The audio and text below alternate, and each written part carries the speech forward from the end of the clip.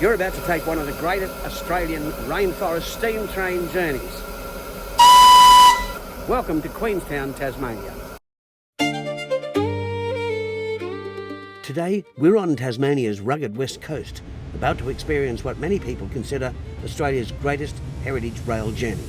But before we board the train, Queenstown has a story to tell. Queenstown wasn't founded because someone thought this would make a lovely place to live. It was founded because of copper. In 1897, this little town sprang to life to service the booming Mount Lyell mine. These hills weren't always this bare. More than a century ago, they were covered in rainforest. Copper mining brought prosperity to the west coast, but the smelters and timber cutting transformed the landscape into what became known as the Queenstown Desert. Frosty reception greeted us in Queenstown the morning we arrived to catch the legendary rainforest steam train journey. Starting in Queenstown, we go to Lynchford first, and then up the mountain via the ABT system to Rhinardina. A journey that once seemed absolutely impossible.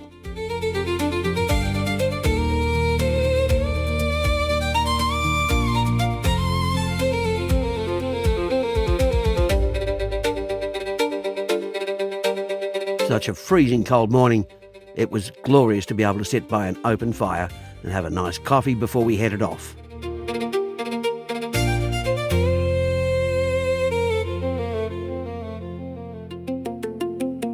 Construction of the Mount Lyell Railway began here in Queenstown in late 1894. Rather than building inland from Strahan, the railway pushed west from the mines, carving its way through dense rainforest, across deep gorges and over seemingly impossible mountain ranges. It took around 5 years to complete the line, and when the first train finally reached Regatta Point near Strahan in October 1899, it had achieved what many believed could never be done. Today, we're being hauled by Mount Lyell No. 2, one of the original ABT steam locomotives built in Glasgow, Scotland in 1898, specifically for this railway. She has quite a story. On her voyage to Tasmania, the ship carrying her struck the notorious Hell's Gates entrance to Macquarie Harbour, and the locomotive sank before she even reached Queenstown.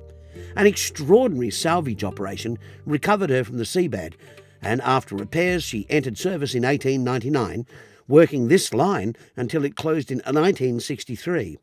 Thank you for waiting. We got a full train line. After decades on display in Hobart, she returned home to Queenstown, was painstakingly restored, and once again hauls passengers through the rainforest today.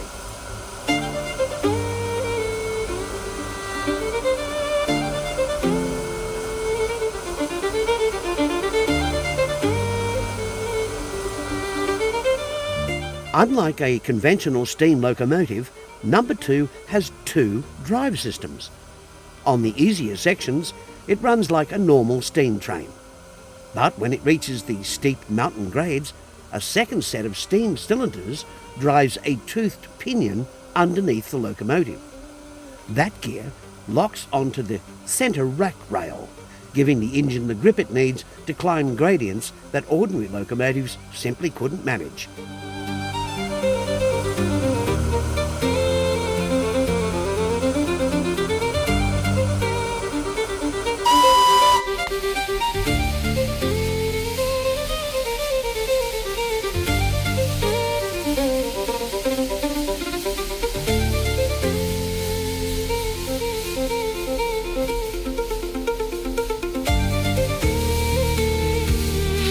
It's always seemed exciting to me to watch a steam train pull out of the station.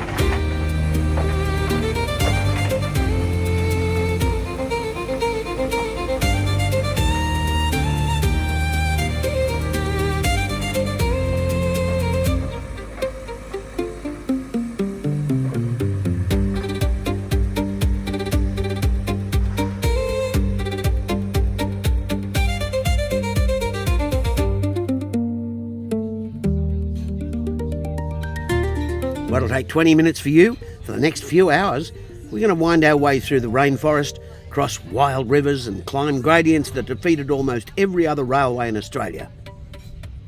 Of course, we're doing it with wine and canapes. Just saying.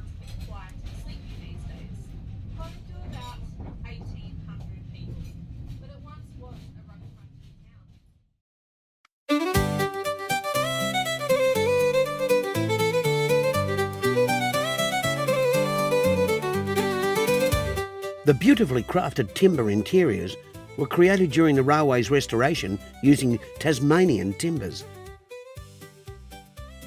They're faithful recreations of the original Mount Lyell railway coaches and capture the elegance of rail travel from more than a century ago.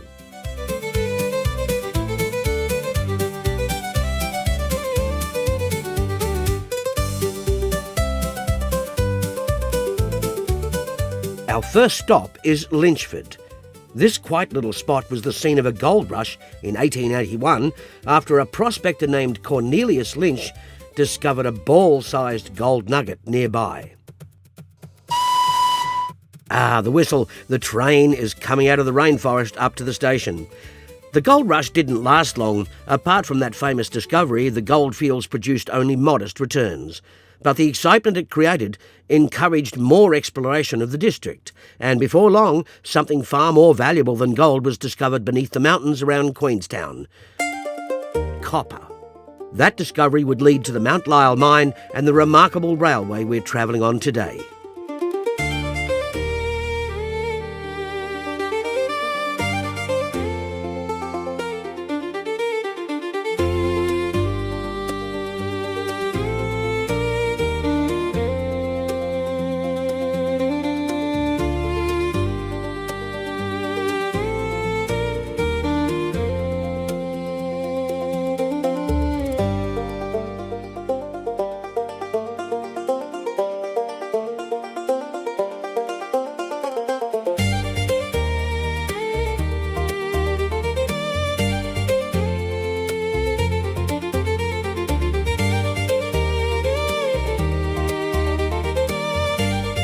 During the gold rush of the 1880s, this little settlement was a busy mining camp.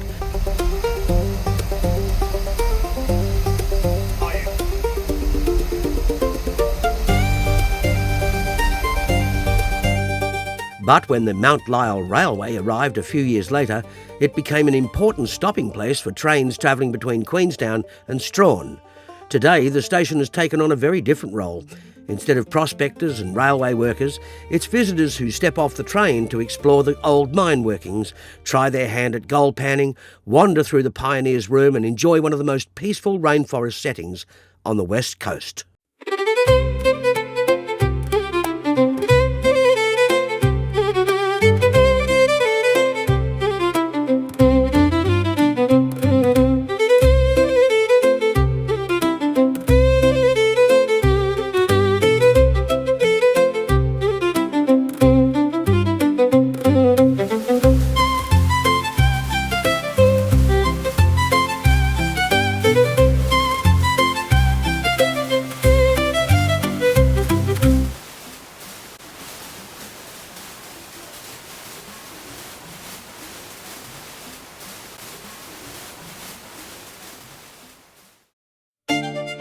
Leaving Lynchford, the real adventure begins. We're about to climb the famous Abt Rack section, where this remarkable little locomotive digs into a toothed centre rail and hauls us up gradients that ordinary trains simply couldn't manage. It's one of the engineering highlights of the entire journey and one of the reasons people travel from all over the world to ride this railway.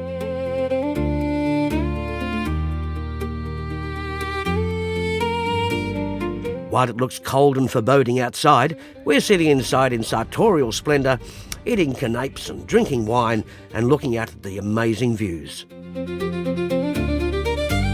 I had every intention of filming Rhinardina from the air, but my drone had other ideas. Persistent interference meant it simply wasn't going to happen. The Abt Rack system was invented in 1882 by Swiss engineer Dr. Karl Roman Abt. He developed a clever solution to one of railway's biggest challenges, how to safely climb mountains that were simply too steep for ordinary trains. His answer was a toothed centre rail and a matching gear beneath the locomotive, giving it the grip it needed to conquer the climb. When the Mount Lyell Railway opened in 1899, it became Australia's first railway to use the two-rail apt system, and today it's one of only a handful of operating apt railways left anywhere in the world. Ding ding, all out at Rhinardina.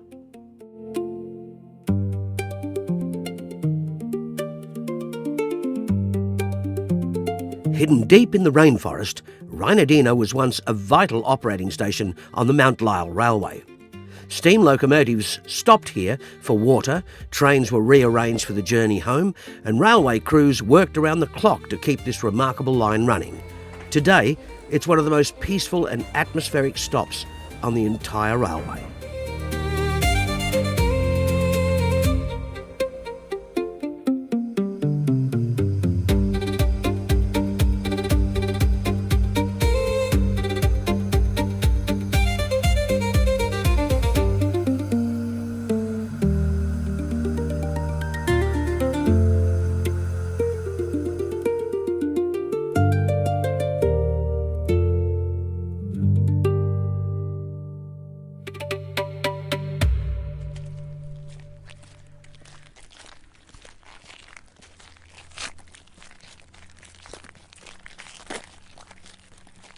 Before we head back to Queenstown, there's a little railway choreography to perform.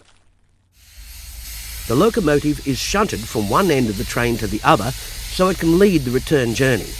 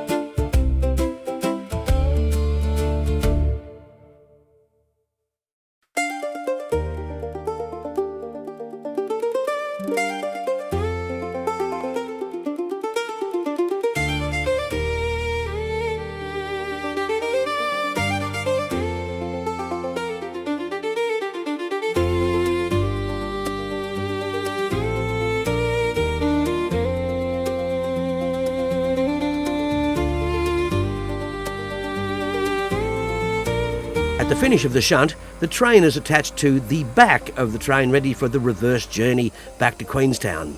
While that's happening, it also takes on thousands of litres of water. Steam locomotives use an enormous amount of water, and without regular top-ups, the journey would come to an abrupt end.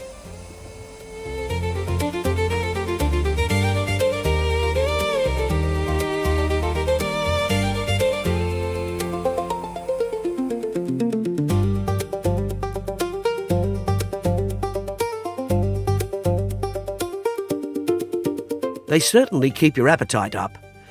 There's food supplied throughout the entire journey, and some bonbons for the end.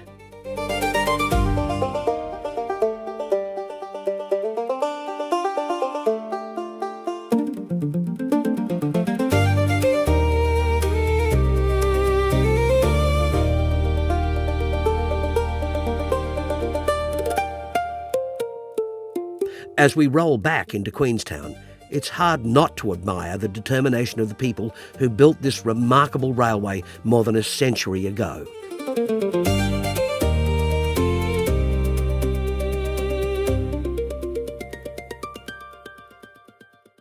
Today, thanks to the dedication of countless staff and volunteers, a journey that was once all about industry has become one of Tasmania's most unforgettable experiences.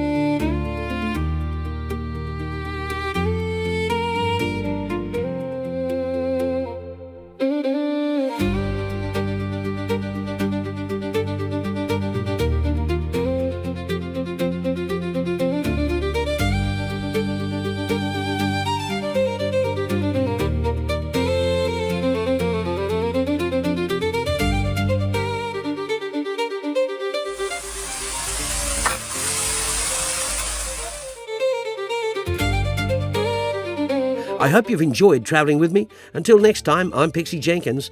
Thanks for watching Backroads and Bowstrings.